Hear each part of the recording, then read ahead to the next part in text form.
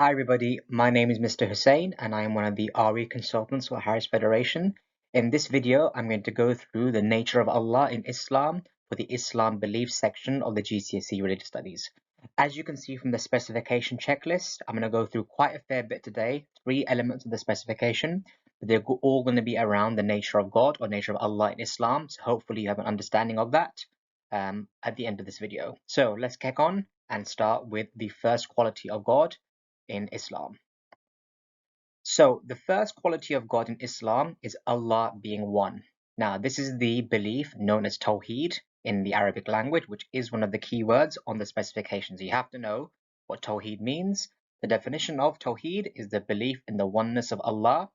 And if you refer to the video on the 6 articles of faith and 5 roots of Shia Islam, you will know that belief in Allah or belief in Tawheed is in both the Shia roots of Usul al-Din, also the 6 articles of faith in Sunni Islam. There's something that's shared by just about all Muslims. So 2 key beliefs about Tawheed. The first key belief about Tawheed is the idea of monotheism. So Islam is a monotheistic faith and Muslims believe in the idea of monotheism, the idea of God being one.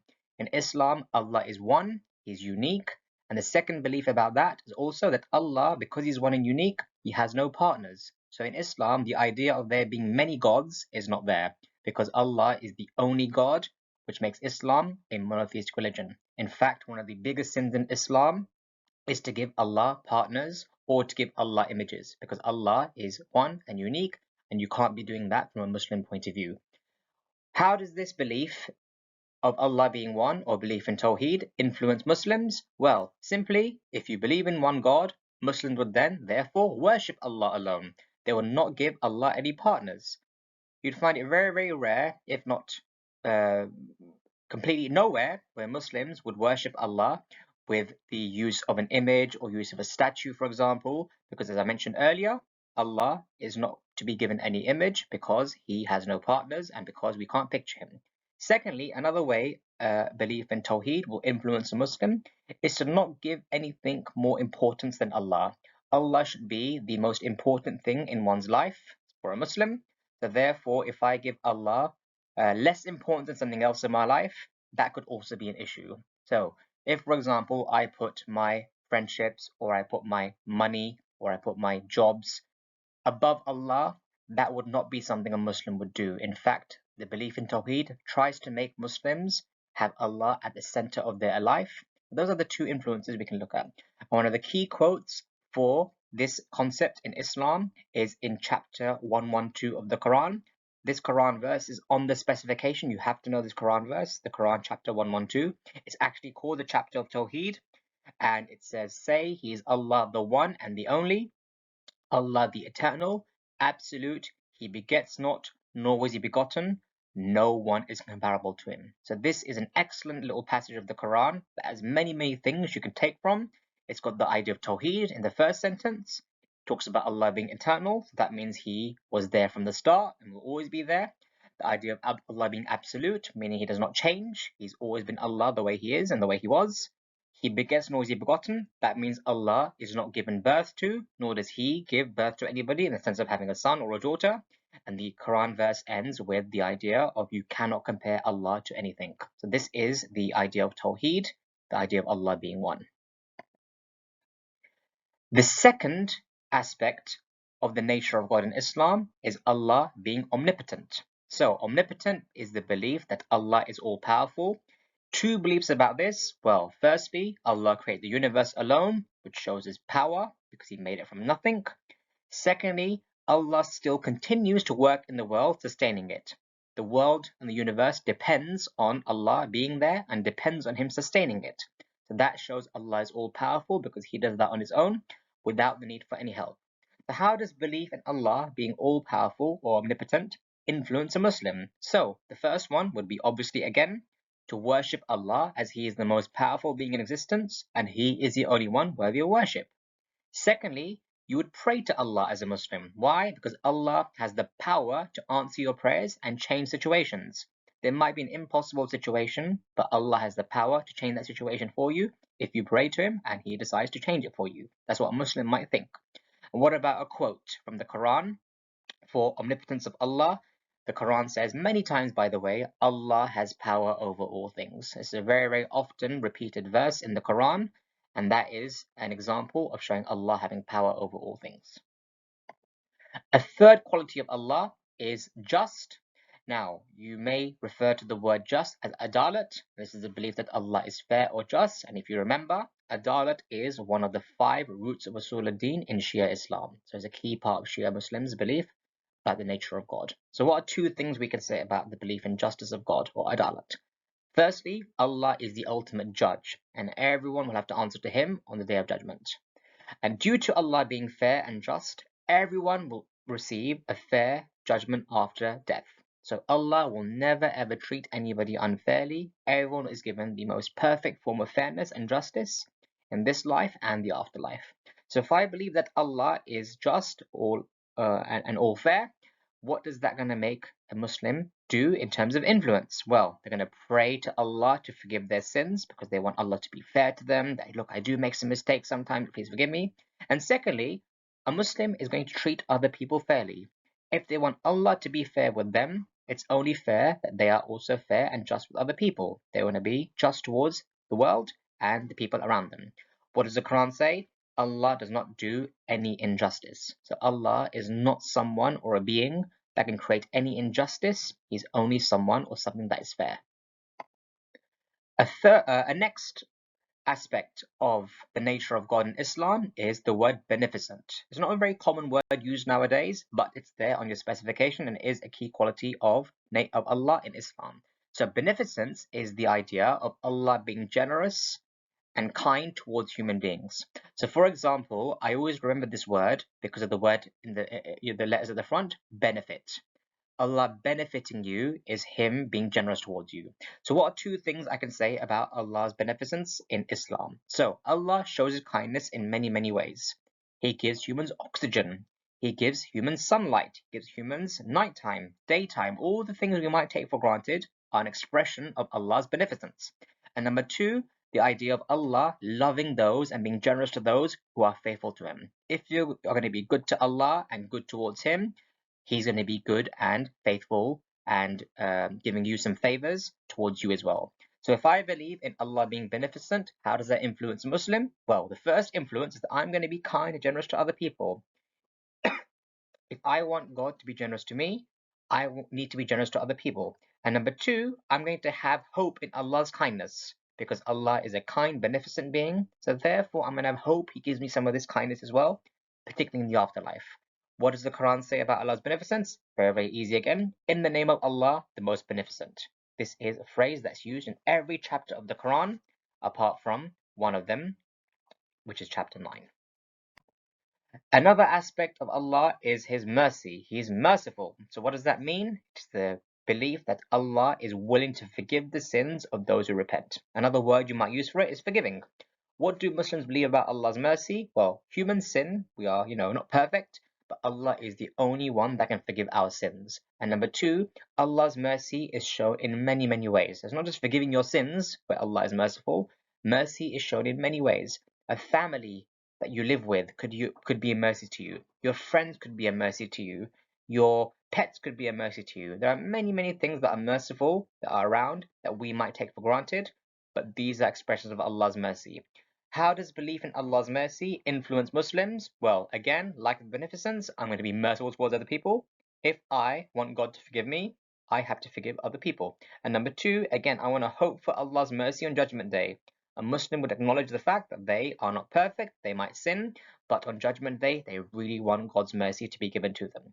And what does the Quran say about Allah's mercy? It is, in the quote on the right-hand side, in the name of Allah, the most merciful. So beneficence and mercy are very similar qualities of God in Islam, but they're also a bit different as well. One is about generosity, this one's about forgiveness.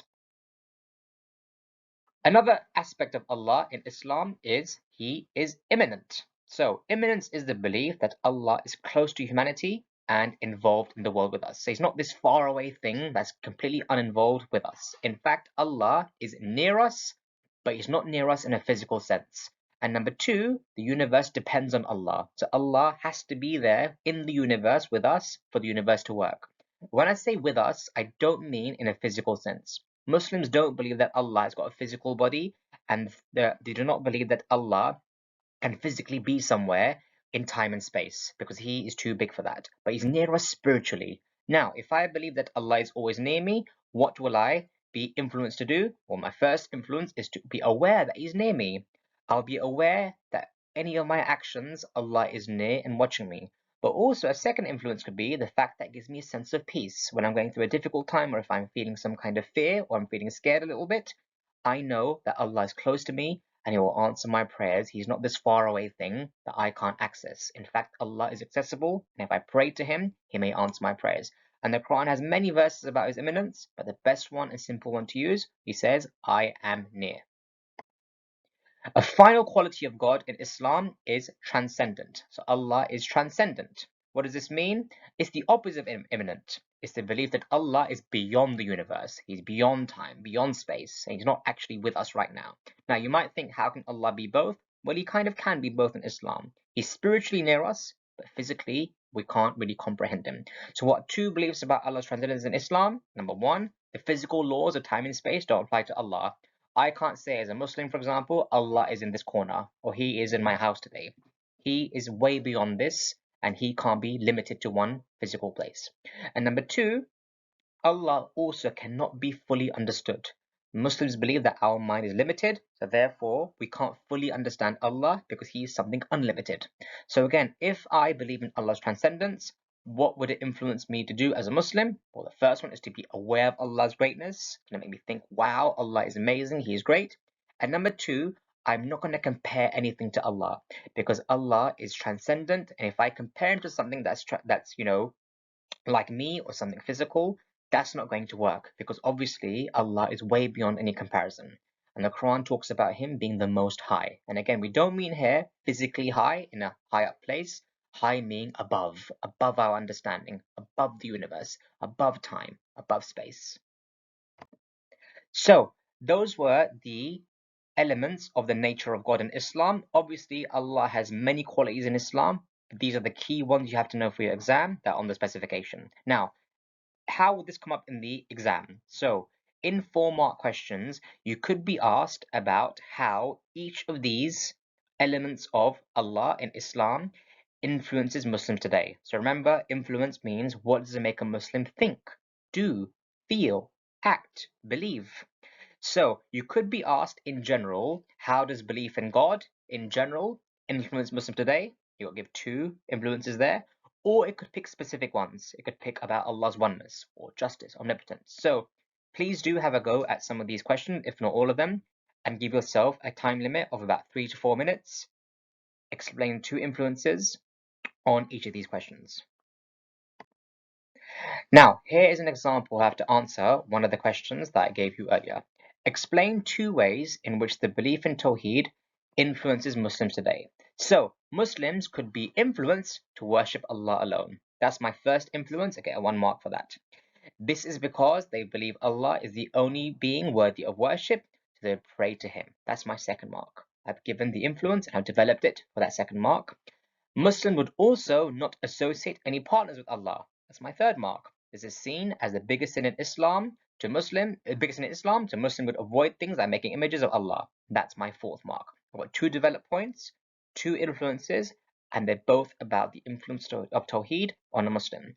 What if the question says, explain 2 ways in which the belief of God's beneficence influences Muslim today? Well, again, I've got to think, if I believe God is generous and God is kind, how is that going to influence a Muslim? So Muslims could be influenced to be kind to others. My 1st mark. Let's develop that now. This is because if Allah is generous and loving to them, they should do the same to others. It's my 2nd mark. Muslim would show appreciation. 3rd mark. Let's develop that. When they receive any blessing, they would thank Allah for showing them his beneficence. 2 influences, well developed and linked to Allah's beneficence. What about that last question that I had earlier? Explain 2 ways in which the belief of God's transcendence influences Muslims today. So again, I've got to think, God is above time, above space. If a Muslim believes that, what are they going to do with that belief? Muslims could be influenced to not compare Allah to other things. 1st mark. This is because Allah's transcendence shows he is above the laws of the universe. He cannot be compared to anything. That's my 2nd mark. Influence there, developed it for the second mark. Muslim would also appreciate Allah's greatness. Third mark, look at the word appreciate, it's an influence. This is because Allah's transcendence shows He can never be fully understood by humans. My second point is developed. That becomes 4 marks out of 4. 2 developed points, 2 influences, and they are both about Allah's transcendence, not some random things. Now for the 6-mark questions, you can see that they can ask you this in many ways when it comes to the nature of God. So they can ask you, for example, question 1 and 2, they can ask you about the nature of God in general or about Tawheed in general, or they may pick a specific quality of Allah that's on the specification, like justice, omnipotence, beneficence, mercy, so on and so forth, and ask you specifically about that quality of Allah in a 6-mark question. So it's very, very important that you know each of these qualities of God, as well as God in general, making sure you know 2 teachings at least with a development. And of course, in a 6-mark question, you have to have a source of authority and apply it to the question as well. So do pause this video and give this question a go, any of these questions a go, giving yourself a time limit of 4 to 5 minutes. So let's look at a couple of model answers for some of these questions. So for question 1, explain 2 Muslim teachings about the nature of God. Here's the way I've answered the question. So one belief is that Allah is one. This belief is known as Tawheed, which means Muslims believe in a monotheistic God. So that is one developed point. It's not simple, I developed it. This makes it 2 marks ready.